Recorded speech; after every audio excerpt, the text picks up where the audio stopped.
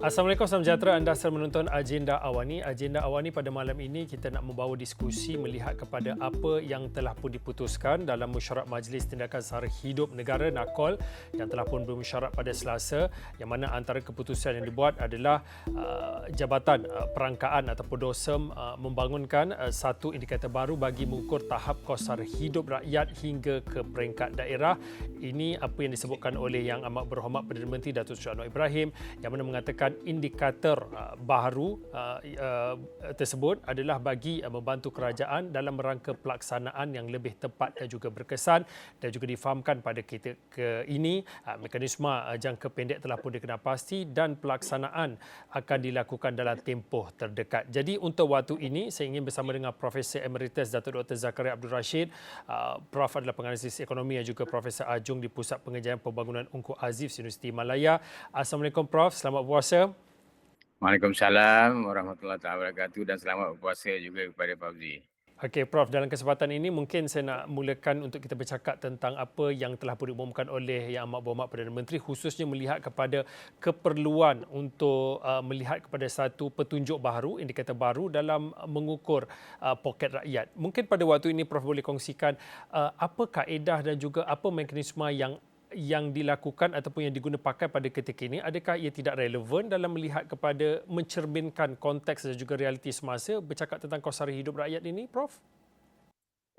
Ya, tentang bila kita bercakap tentang kos sara hidup rakyat, sebenarnya isu di sebaliknya ialah tentang uh, isu rumah didapati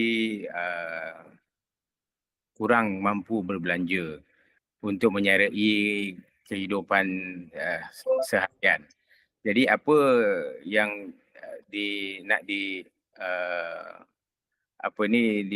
dibincangkan saya rasa dalam NAKOL ialah tentang mungkin untuk mengenal pasti, pertamanya mengenal pasti sejauh manakah seriusnya masalah kos sara hidup ini yang sedang berlaku, walaupun dah banyak kita berkatakannya.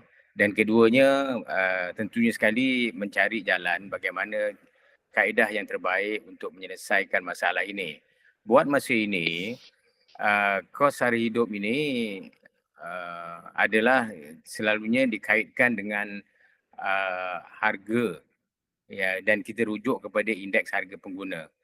Pertama sekali biar saya bagi sedikit definasi lah tentang kos sara hidup ini, ialah maksudnya di sini ialah kita mengukur kemampuan kemampuan isi rumah untuk menyara perbelanjaan harian mereka. Dan tentunya kos perbelanjaan ini dilihat dari segi harga dan juga tentang bakul perbelanjaan. Saya gunakan perkataan bakul perbelanjaan atau dalam bahasa Inggerisnya ialah basket of goods yang dibeli oleh isi rumah ni. Jadi bila harga didarabkan dengan kuantiti barang yang dibeli dan jenis-jenis barang yang dibeli, dan di situlah dijadikan sebagai kos sara hidup. Dan kos sara hidup ini yang saya katakan tadi, isunya ialah kita sedang menghadapi masalah kurangnya kesejahteraan, mana isi rumah kurang mampu berbelanja.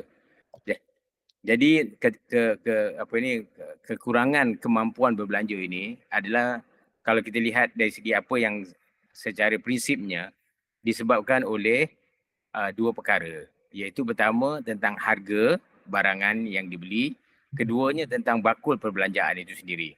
Jadi apabila dibentangkan tentang atau dicadangkan untuk melihat kos sara hidup di peringkat daerah, mengapa demikian? Saya rasa jawapannya ialah kita beranggapan bahawa kos sara hidup di setiap daerah berbeza, di antara satu daerah dengan yang lain lah maksudnya. Kalau kita ambil katakan daerah yang paling maju, kita semua lebih kurang ada 160 daerah di Malaysia ini. 89 di Semenanjung, 28 di Sabah dan 40 di Sarawak. Daerah kita panggil. Di setengah negeri, macam di Kelantan dipanggil jajahan. Dan di Sabah dan Sarawak dipanggil sebagai bahagian. Jadi tak apalah, kita ada 89 daerah. Dan kita ambil daerah yang ekstrim perbezaannya. Katakan daerah yang paling maju sekali di Malaysia ini ialah daerah misalnya kita panggil sebagai daerah Petaling Jaya. Petaling Jaya, Putrajaya. Begitu Dan daerah yang mungkin yang agak termiskin sekali, agaknya lah saya rasa lah, macam di kawasan Pitas, Kota Marudu. Begitu. Jadi cuba bayangkan, makna dia bayangkan di sini ialah bakul perbelanjaan. Makna dia orang-orang Pitas dengan orang Kota Marudu membeli barangan dengan orang-orang di Semenanjung, terutamanya orang-orang yang saya sebutkan tadi di Petaling Jaya dan di Putrajaya berbeza. Kerana di Putrajaya ini kita ada hypermarket, kita ada pasar raya besar-besar, kita ada restoran-restoran yang besar-besar, kafe-kafe yang besar-besar yang ternama di peringkat antarabangsa. Tapi tapi di Pitas dan di Kota Marudu tidaklah seperti begitu. Kan Jadi bermakna bakul perbelanjaan isi rumah di dua daerah ini berbeza. Dan jadi makna perbezaan bakul perbelanjaan itu menjadi satu faktor penting. Yang keduanya saya katakan tadi, faktor pentingnya sekali lagi ialah dari segi harga. Harga katakan harga yang sama sekalipun berbeza. Misalnya katakan kita ambil harga kelapa yang biasa kita consume, kita makan bersama-sama. Harga kelapa di Petaling Jaya dengan harga kelapa di Pitas di Kota Marudu agak berbeza. Saya ambil dua ekstrim inilah kan. Jadi perbezaan harga tu ada. Begitulah juga termasuk barang-barang lain. Cuma mungkin barang yang tidak berbeza sangat ialah barang-barang yang tertakluk kepada harga kawalan. Tetapi yang lain tu harganya berbeza. Perbezaan harga ini disebabkan oleh setelah satu barang tu dikeluarkan, dia akan disebut sebagai ex-factory ataupun ex-farm price. Ya, dan daripada harga ini, harga pengeluar kita panggil ini, akan ditokok lagi dengan margin pasaran dan juga dengan transportation charges, dengan charge pengangkutan.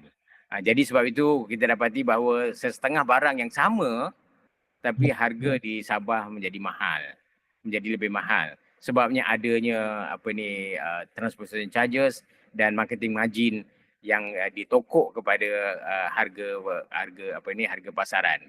Dengan harga pengeluar. Jadi harga berbeza, bakul perbelanjaan berbeza dan tentunya kos penyaraan hidup juga berbeza.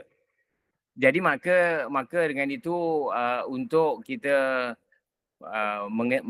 mengetahui tentang kos hari hidup yang sebenar berlaku yang ada di Malaysia ini, jadi kita elok sungguhlah kalau kita mengetahui tentang perbezaan kos hari hidup di antara daerah-daerah yang kita katakan tadi, lebih kurang ada 160 daerah tadi. Kita tahu agar seperti apa yang Fauzi katakan tadi, agar kita dapat menangani masalah kos sehari hidup itu dengan lebih tepat lagi apabila kita tahu perbezaan kos sehari hidup antara daerah. Dan berkait dengan masalah ataupun isu kos sehari hidup ini ialah tentang pendapatan isi rumah pula. Jadi kos sehari hidup ni menjadi isu apabila pengisi rumah tidak mampu berbelanja untuk menyara kehidupan harian mereka. Jadi kemampuannya perlu ditangani. Soal ketidakmampuan itu perlu ditangani. Jadi saya rasa NACOL mempunyai tanggungjawab itu, iaitu menangani masalah ketidakmampuan tadi ataupun kurang mampu tadi. Jadi dari segi ini, kalau apa yang saya katakan tadi tu, soal ketidakmampuan ini isunya ataupun caranya ialah dua juga. Iaitu pertama ialah kita ataupun caranya ialah kita menjadikan isi rumah ini mampu berbelanja. Bagaimana nak menjadikan dia mampu berbelanja? Caranya dua, iaitu kita mengawal harga, atau mengawal harga maknanya dia harga tu kita rendahkan. Harga bakul penggunaan tadi dapat direndahkan, diturunkan. Atau dan, saya kata dua-dua sekali lah, atau dan ialah dengan meningkatkan pendapatan isi rumah. Dua-dua ini mempunyai cabaran yang tersendiri. Kalau misalnya katakan contohnya, kalau kita nak menurunkan harga barangan daripada bakul perbelanjaan tadi, caranya ialah dengan melalui subsidi. Subsidi. Cabarannya ialah pemberian subsidi ini sangat tidak popular. Pemberian subsidi ini akan memberi tekanan kepada akaun fiskal kerajaan persekutuan. Subsidi ini akan menghasilkan ketidakcekapan dalam pasaran ekonomi, dalam sistem ekonomi, akan menumpulkan daya saing dan melemahkan produktiviti. Itu. Jadi saya rasa langkah subsidi ini sangat-sangat tidak popular sekarang ini. Dan kerana kita kalau boleh ingin mengelakkan daripada kita menjadi tidak cekap dalam sistem ekonomi kita, dan juga kita mengelakkan daripada berlakunya fiscal deficit yang semakin melebar nanti. Dan kaedah yang kedua tadi yang saya katakan tadi ialah meningkatkan pendapatan isi rumah.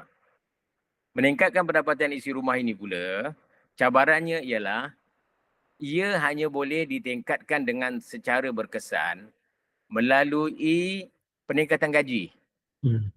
Jadi peningkatan gaji ini pula perlu ataupun peningkatan gaji ini dapat kita hasilkan hanya jika kita menangani ataupun kita melaksanakan reform ataupun pembaharuan di dalam pasaran buruh. Jadi macam apa yang sedang kita selalu bincangkan, iaitu tentang dasar gaji minima, tentang model gaji progresif, ya. Jadi ini meningkatkan produktiviti pekerja, dan ini semua adalah dan juga meningkatkan kemahiran buruh.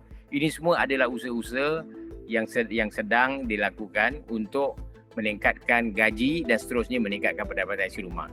Jadi apabila pendekatan isi rumah meningkat, maka isi rumah akan menjadi lebih mampu berbelanja, dan masalah kos sara hidup itu terlerai.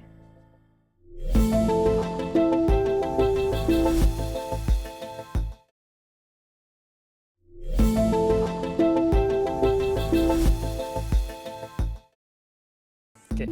Prof dah memberi gambaran tentang hubung kait apabila cakap tentang kos sara hidup ni perlu melihat kepada dua aspek yang penting, iaitu perbelanjaan, baku perbelanjaan dan juga perubahan harga itu sendiri.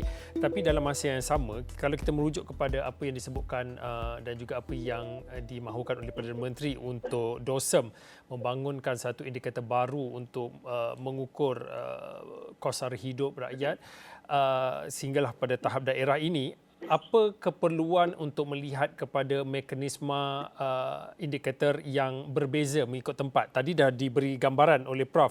Mungkin di kawasan Petaling berbeza perbelanjaan dan juga pendapatannya berbanding dengan di kawasan Pitas misalnya, ya Prof.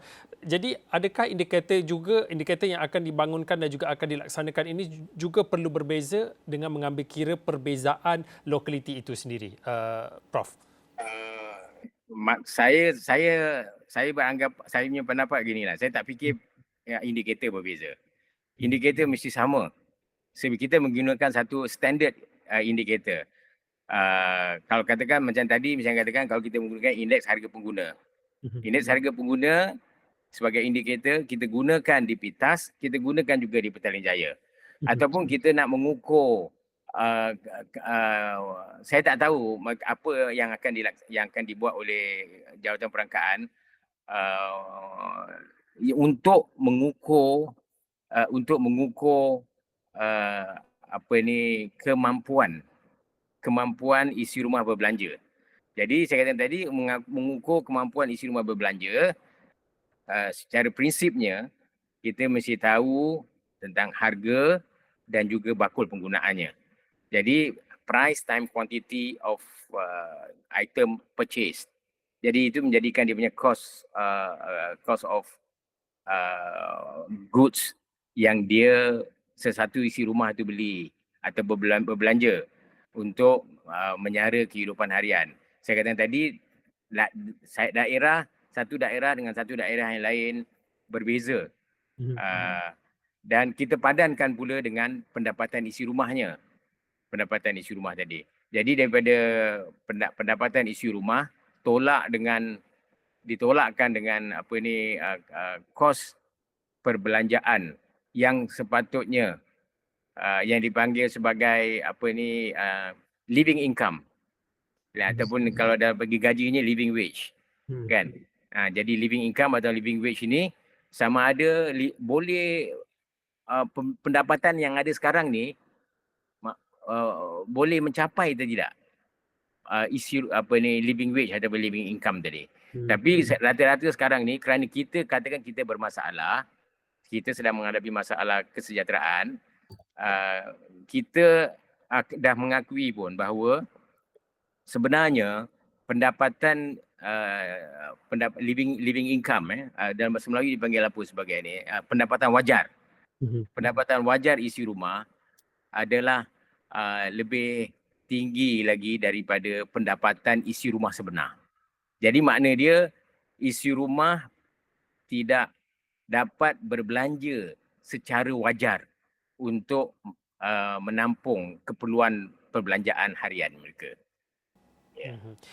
Prof, mungkin dalam masa yang sama juga saya nak tanyakan bagaimana Prof melihat kepada indikator yang akan dilakukan, hasil pada indikator ataupun pengukuran yang akan digunakan itu penting untuk kerajaan merangka dasar dan juga polisi yang lebih jelas dan juga program yang akan dijalankan, dan juga bagaimana kita boleh memastikan bahawa indikator ini dapat memberi maklumat yang lebih tepat, Prof?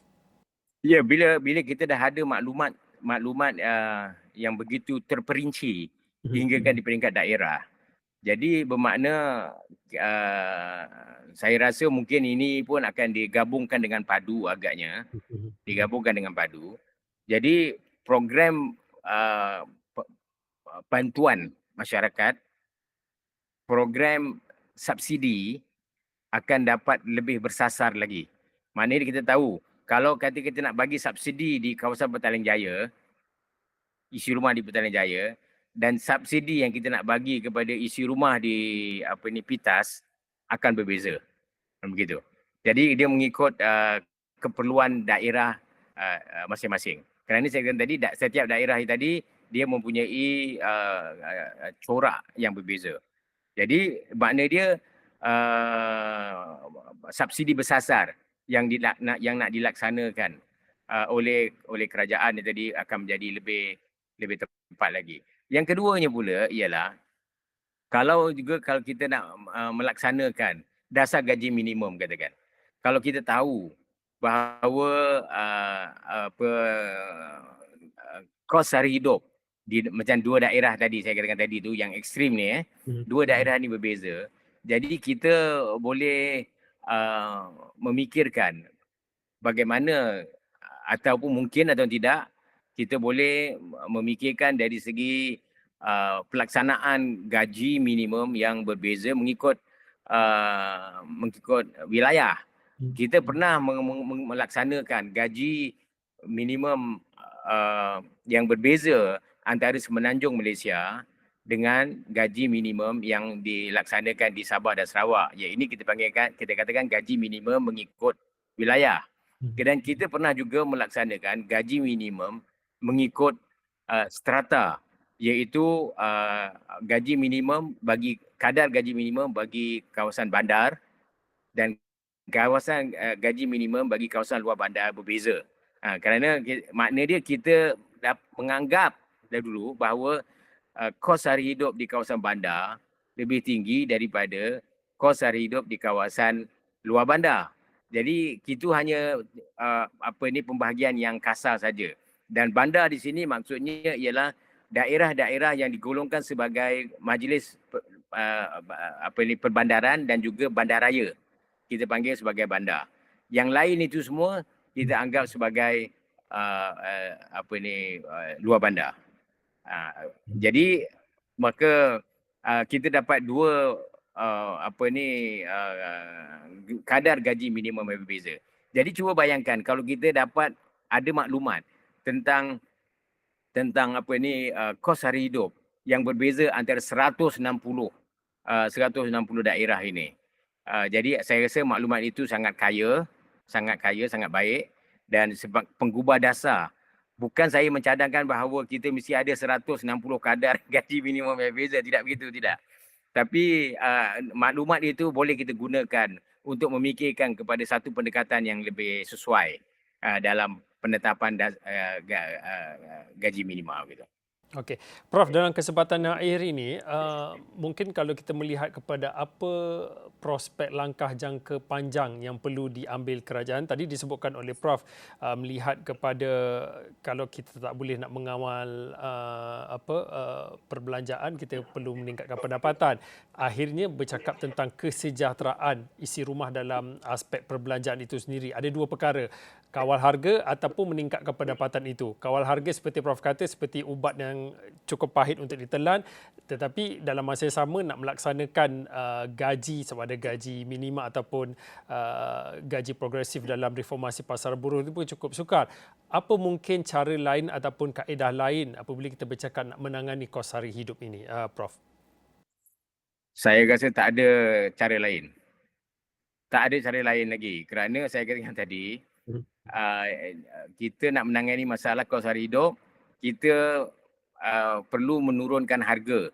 Tapi yang ini adalah satu langkah yang counterproduktif.